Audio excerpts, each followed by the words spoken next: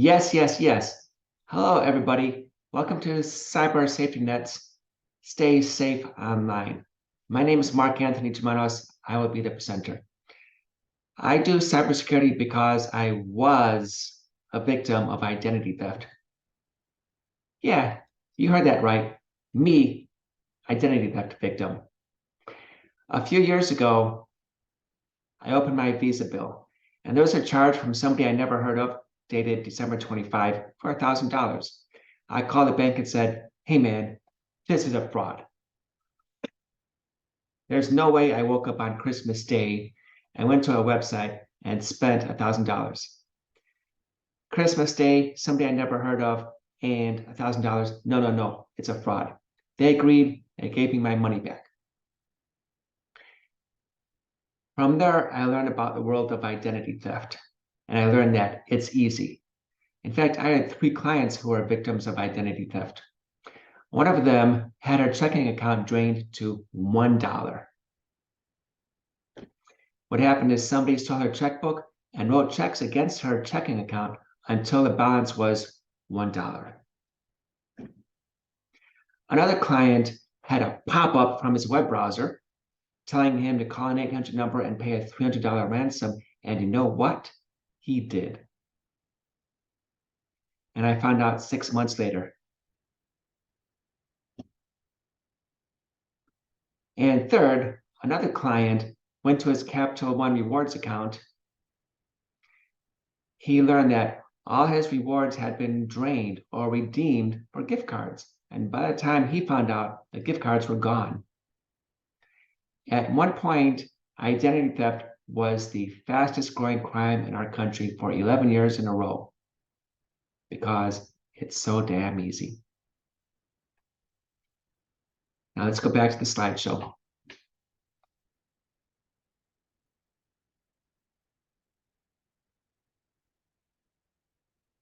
I've been a computer guy for 31 years. I started by training people how to use WordPerfect, Microsoft Excel, and Microsoft Windows.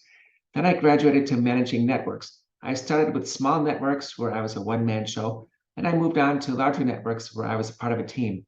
Then I moved on to cybersecurity because, as you know, I was a victim of identity theft. I am also an author. My 4th book is How Hacks Happen. And in How Hacks Happen, there are 2 personas.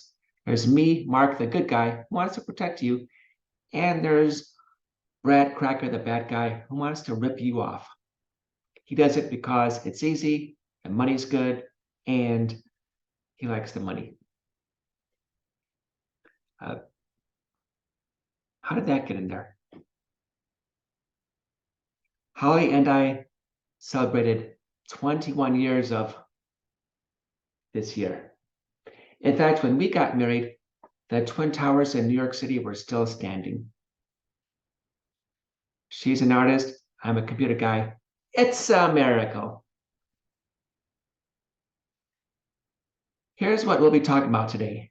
We have red teams and blue teams, and they have opposite tactics. We'll also be talking about security terminology. You know, every profession seems to have its own jargon. That includes cybersecurity. I'll be talking about networks and how they have different terms or labels as they grow. And that's DNS, or domain name service. Today's presentation is sponsored by my 4th book, How Hacks Happen.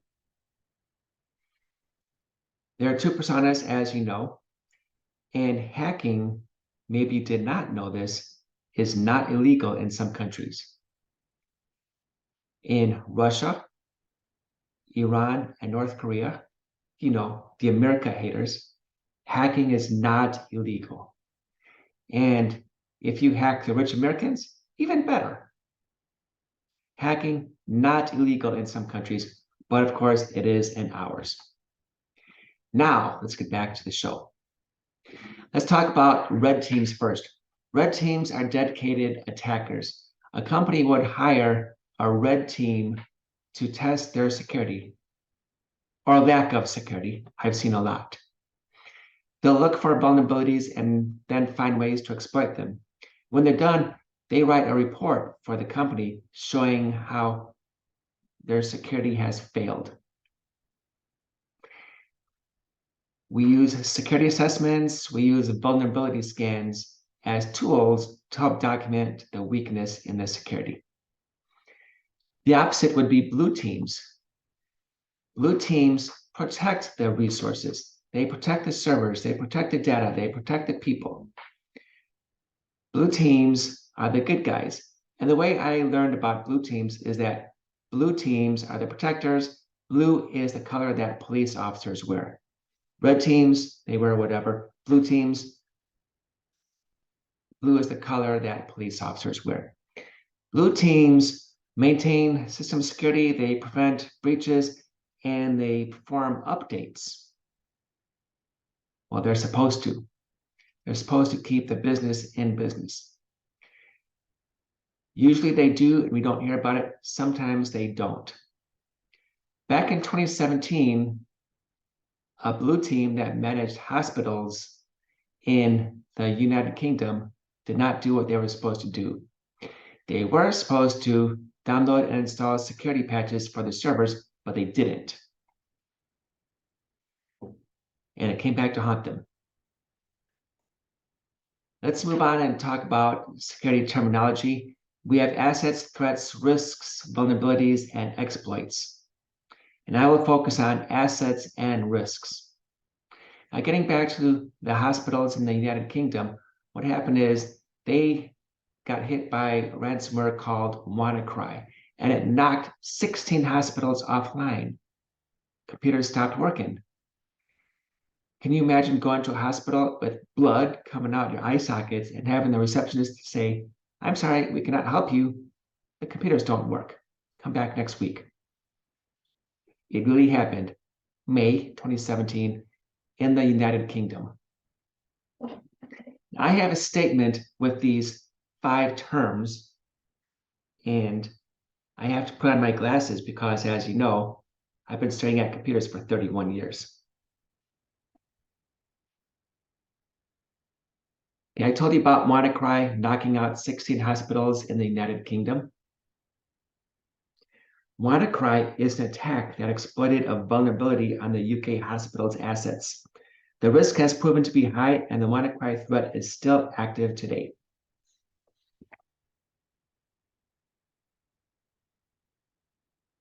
Let's start by talking assets. Assets are resources that are both tangible and intangible. Tangible resources would include your computer, be that desktop or a notebook. It would include the expensive machines you use at work, and it would include the $1,000 phone that we replace every 3 years. These are tangible. We also have intangible assets, and intangible assets would include your share in a patent. Sometimes we call this your interest in a patent. It would include apps that you publish both at Google Play or in the Apple App Store. And also, did you know that when somebody buys an app, they're not really buying an app, they're buying a license to use the app. And assets would include your reputation. Just ask Johnny Depp. Yeah, you probably heard about Johnny Depp suing his former wife and vice versa earlier this year. They both claimed that they went online and they trashed each other's reputations so much that they couldn't get work. They tarnished each other's reputations, and the official verbiage was damage to reputation. They sued each other. Even though Johnny Depp won, they both lost because they both have to repair their reputations. I would argue that your reputation is your most valuable asset because it sticks with you forever. Your reputation is here, it gets tarnished or trashed in the case of Johnny Depp and Amber Heard, or you work hard to polish it, to improve it, to help you get more employers and more clients. Assets, they are tangible, and that would be your computer, your expensive machines at work, and your $1,000 phone. They're also intangible. That would include your interest in a patent, apps that you publish, and your reputation. We also have risk. Now, many different professions have their own definitions of risk. So let me share one that I think makes sense the best for cybersecurity. Risk is the likelihood and the impact of an event. The likelihood is measured low, medium, high. The impact is measured low, medium, high. I have friends in Florida, and as you know, Florida got hit with 2 hurricanes within 6 weeks. So what is the likelihood of a hurricane hitting Florida? Low, medium, high. 2 hurricanes within 6 weeks. And if a hurricane did hit, what would be the impact? Low, medium, high? I'd have to say high, because hurricanes destroy everything in their path. Therefore, the risk is high. There's a high likelihood and a high impact. The risk of a hurricane hitting Florida is high. How about the risk of a hurricane hitting Sacramento? I'd have to say low, maybe medium. What is the likelihood of a hurricane coming here? It's low. We don't get hurricanes. We get wildfires and earthquakes. But in the strange twist of fate that a hurricane did come to Sacramento, what would be the impact? Low, medium, high? I'd have to say high, because hurricanes destroy everything in their path. Therefore, the risk would be medium, maybe low. Very, very thin chance that a hurricane would come to Sacramento. Let's go back to the slideshow.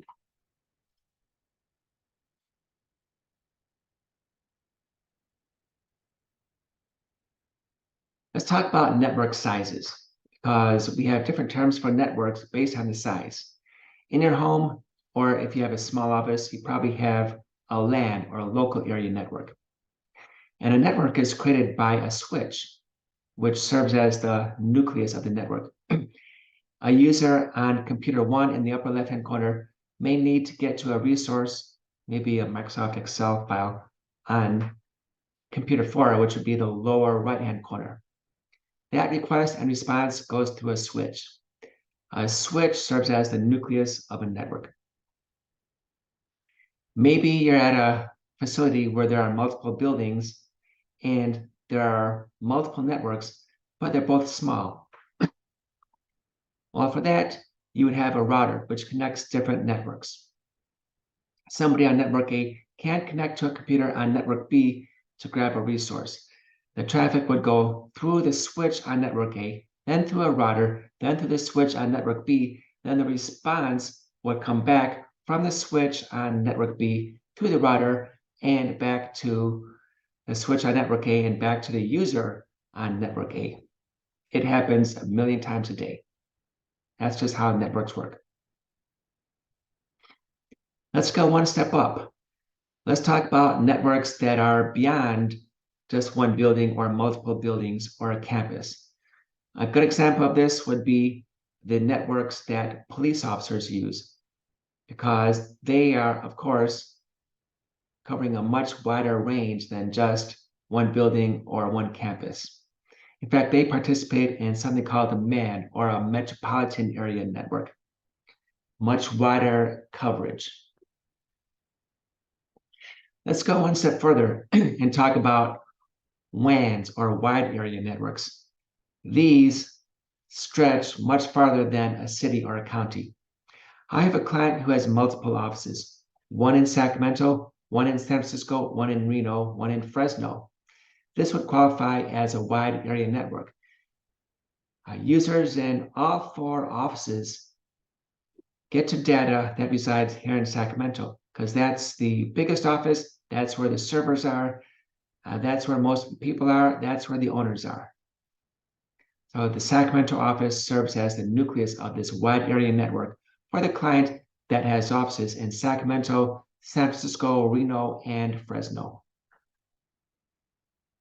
Let's continue on and talk about DNS, or domain name service. DNS makes life easier for everybody who uses a computer. If you don't have DNS, then you have to deal with 12-digit IP addresses. because DNS lets you type in a name like wellsfargo.com and it resolves it to a 12-digit IP address and then brings up the result, which in this example will be the web page for wellsfargo.com. It is important to keep DNS secure because there's a high level of trust that DNS will get you to the correct website.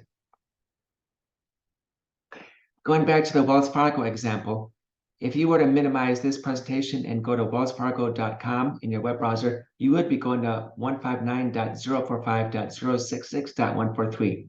That is the legitimate IP address of wellsfargo.com.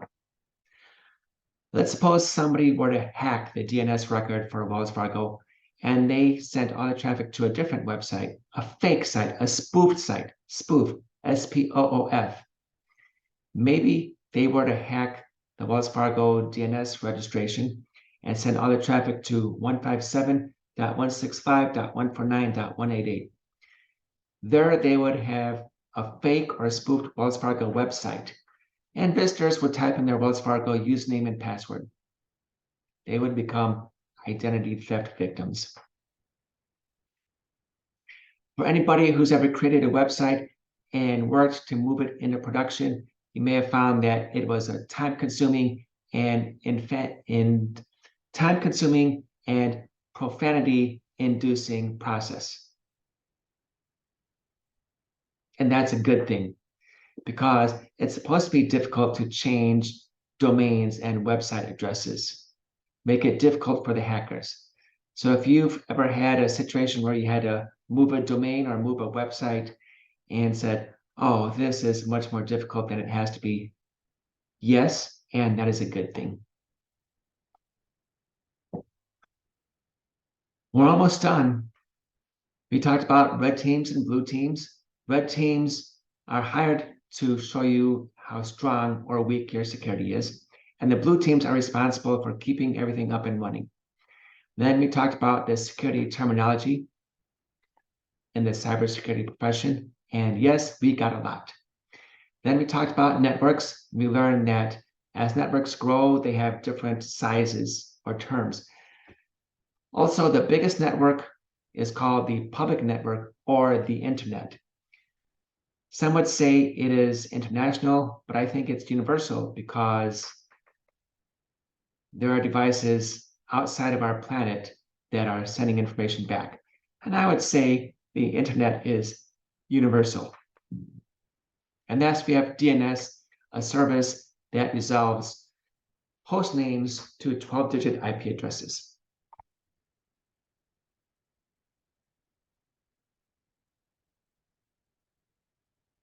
I know your time is valuable. I know there are other things you could have been doing, but you chose to be here to listen to me talk about cybersecurity. It's how I make a living. I like doing it. I think the more you learn about cybersecurity, the more you will enjoy cybersecurity too. Thank you, everybody.